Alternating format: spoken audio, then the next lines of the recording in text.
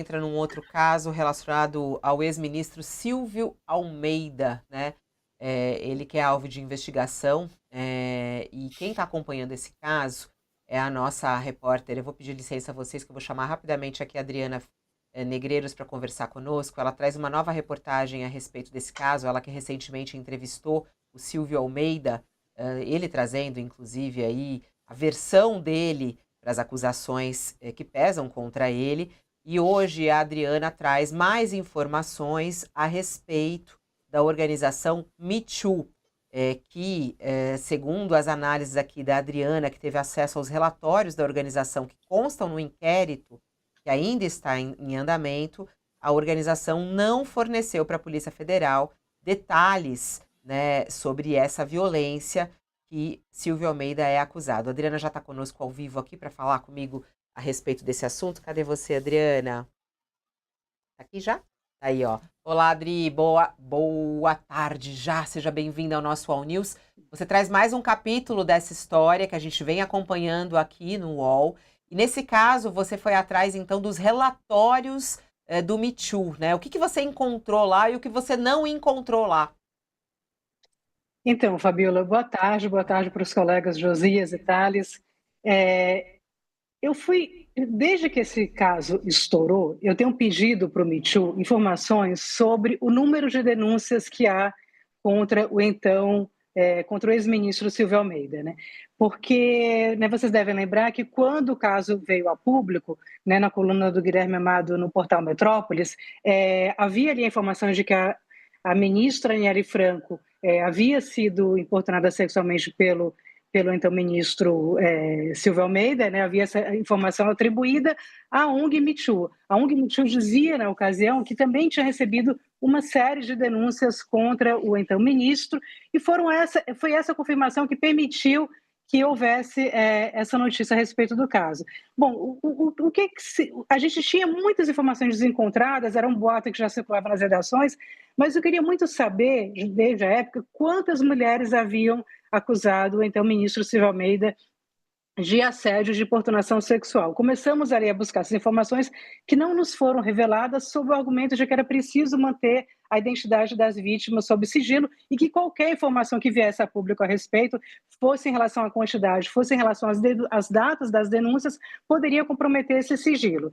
Bem, o tempo se passou, o inquérito foi instaurado com base, inclusive, na confirmação da ONG Me Too Brasil, de que havia denúncias contra o então ministro Silvio Almeida. Mais recentemente, eu tive acesso aos relatórios que foram enviados pela ONG Me Too Brasil para a Polícia Federal para buscar responder essas perguntas que eu já vinha fazendo desde que o caso estourou. O que eu descobri analisando esses relatórios? Em 13 de setembro de 2024, ou seja, poucos dias após o caso vir a público, a Polícia Federal solicitou à ONG Me Too que enviasse todo o material que ela dispusesse relacionado às denúncias contra o ex-ministro Silvio Almeida. Isso foi por volta do dia 13. Alguns dias depois, a ONG Me Too Brasil enviou um relatório, uma resposta à Polícia Federal, na qual dizia que entrou em contato com as supostas vítimas do ex-ministro, conseguiu o retorno de duas delas, uma delas não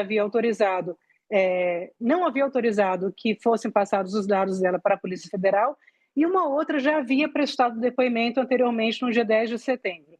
Checando ali as datas, cotejando as informações que dispomos, nós sabemos que essa mulher essa outra vítima que deu depoimento no dia 10 de setembro é a professora Isabel Rodrigues, que é aquela professora de Santo André, então candidata a vereadora, que foi às redes sociais dizer que havia sido importunada sexualmente pelo ministro Silvio Almeida durante um almoço em São Paulo.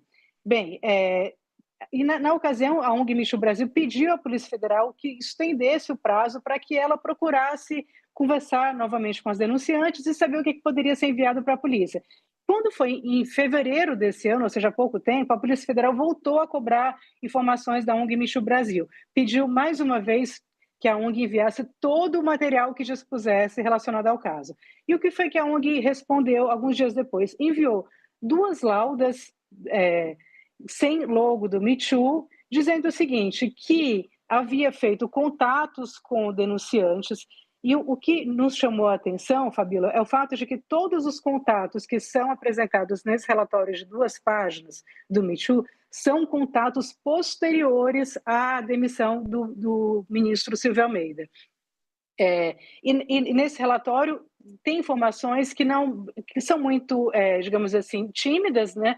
Informações sobre o estado de saúde das denunciantes, mas não informa algo que eu acho que é fundamental, que é as datas em que as denúncias foram feitas à ONG Me Too Brasil, por que canal essas denúncias foram feitas, ou seja, as pessoas procuraram a ONG Me Too Brasil pelo WhatsApp, procuraram pelo telefone, enviaram uma carta, foram pessoalmente à sede do Me Too Brasil para dizer, olha, estou aqui sou vítima de abuso ou de assédio sexual do ministro Silvio Almeida. Essas informações nós não dispomos e nem a Polícia Federal. A Polícia Federal continua trabalhando com esse relatório do Me Too Brasil, que é um relatório de 2 páginas e que apresenta ali 5 supostas vítimas. Essas supostas vítimas, a gente consegue identificar uma delas como sendo a professora Isabel, uma outra como sendo uma ex-aluna do ministro que prestou depoimento na Polícia Federal. O inquérito corre sob sigilo, né? Portanto, não sabemos a identidade dessa segunda vítima, e outras que preferiram não levar a situação adiante, preferiram não prestar queixa, não seguir com a denúncia. Então, o fato é que hoje, né, esse é um inquérito que se sustenta, que tem como base ali, que tem como motivo de abertura a nota pública feita pela ONG Me Too Brasil, dizendo que havia denúncias, sem especificar o número, contra o então ministro Silvio Almeida, mas o fato é que esse material não tem detalhes e não tem nenhum tipo de minúcia, ainda que preservando o sigilo das denunciantes, preservando a identidade delas, mas não tem nada que sugira, por exemplo, que essas denúncias foram feitas antes da demissão do ministro Silvio Almeida. É só importante ressaltar, você na outra vez que você falou comigo ao vivo, né, deixar claro aqui que você está trazendo essas informações que você está buscando, mas isso também não significa que Silvio Almeida é inocente, né, ô Adriana? Só para deixar isso claro, que as pessoas ficam perguntando aqui, então ele não cometeu nada, isso está sendo apurado. Isso é muito importante, né, ô Adriana? Isso está sendo investigado, não é? Exatamente, Fabíola. Eu sou repórter da old school, assim, da velha guarda, em que eu sempre aprendi: repórter não é juiz, repórter não é delegado de polícia, repórter não tem que condenar e inocentar ninguém. O que eu estou aqui querendo é apurar os fatos e buscar informações. Exatamente o que eu tenho feito em relação ao Me Too Brasil é procurar compreender qual foi a dinâmica dessas denúncias, porque essa é uma informação muito relevante, Fabíola, porque qual é a desconfiança que eu ouvi de muitas fontes com quem eu tenho conversado sobre esse assunto? Há uma desconfiança forte de que quando o Portal Metrópolis trouxe a denúncia de que o então ministro Silvio Almeida era acusado de importunar sexualmente a ministra Anélia Franco e que havia uma confirmação da ONG Me Too Brasil de que tinha pessoas que o denunciaram, há uma desconfiança, inclusive entre pessoas que são próximas à ONG Me Too Brasil, de que essas denúncias não existiam e foram procuradas a posteriori. Isso é uma desconfiança que tem que ser investigada. Eu estou aqui nesse papel de procurar entender o que é que aconteceu. E aí, a favor dessa desconfiança, ao fato de que há pessoas que me relataram sob a condição de anonimato, que foram procuradas pela ONG Me Too Brasil após o caso estourar, sendo indagadas se teriam, por acaso, algo a dizer a respeito do Silvio Almeida, se teriam sido assediadas sexualmente. E uma ex-aluna com quem eu conversei, ela foi ex-aluna, aliás, ela foi aluna do Silvio Almeida entre 2009 e 2013 na São Judas. Ela me disse que a abordagem foi: você não foi assediada pelo Silvio Almeida porque nós precisamos encorpar a denúncia contra ele. Então, isso leva a essa desconfiança de que não havia denúncias à época. O que pode dirimir completamente essa desconfiança? A ONG Me Too Brasil via a público ou ia à Polícia Federal e apresentar os detalhes de como essas denúncias foram feitas. E repito, não é para dizer quem denunciou foi fulano de tal, idade tal e mora no lugar tal. Não é isso. É apenas apresentar de que maneira essas denúncias chegaram à ONG, quais foram os canais utilizados para que essa denúncia fossem feitas e as datas das denúncias. As datas, isso é uma informação fundamental. E um outro detalhe também, Fabíola, é o seguinte: como é que a ONG Me Too Brasil cuida dessas informações, né? Se eu chego na ONG e digo, eu tenho uma denúncia aqui que uma pessoa me assediou sexualmente, né? Qual é o tratamento que é dado a essa denúncia? Quem é que custodia essa informação? Porque se essa informação chegou à imprensa, houve um vazamento, e houve um vazamento a partir da ONG Me Too Brasil. Quem foi que liberou essas informações para a imprensa? Né? Porque o que se sabe, né, a posição oficial do Me Too Brasil é de que a imprensa soube que havia denúncia do Me Too Brasil, mas que não foi ninguém ali da ONG que vazou. Então, como é que se soube? Como é que essa informação chegou ao público? E que tipo de apuração foi feita? Né? Foi considerado o fato de que as denúncias eram feitas contra o ministro de Estado e que isso talvez exigisse uma série de protocolos, né? Porque sabemos que denúncias feitas contra autoridades e figuras públicas envolvem uma série de circunstâncias que são diferentes de uma denúncia feita contra uma pessoa que não tem envolvimento político. Delicadíssimo esse assunto, por isso tão difícil, né, Adriana, para você estar nesse papel aí, mas é o papel de jornalista, como você diz, sempre buscando esclarecer e trazer os fatos e dados a respeito de tudo isso. Seguimos nesse assunto. Um beijo para você, obrigada e até a próxima. Beijo. Até. Tchau, querida. 12h e 23 minutos, seguimos aqui com os nossos colunistas. E tem uma informação nova aqui também, falando que a ONG Me Too, né, que está aí na reportagem da Adriana, e a diretora dessa entidade, a Mariana Ganzaroli, protocolaram no Supremo Tribunal Federal uma queixa-crime por difamação contra Silvio Almeida, né, o ex-ministro dos Direitos Humanos e Cidadania. O Me Too e a Ganzaroli dizem que o ex-ministro extrapolou a liberdade de expressão.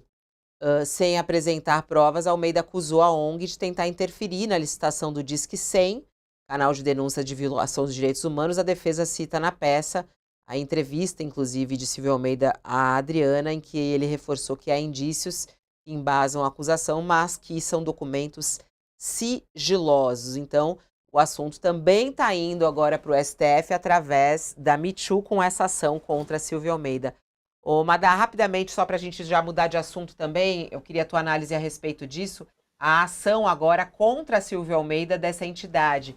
Essa disputa agora que está acontecendo entre Silvio Almeida e o Me Too. O que isso traz de informação e análise?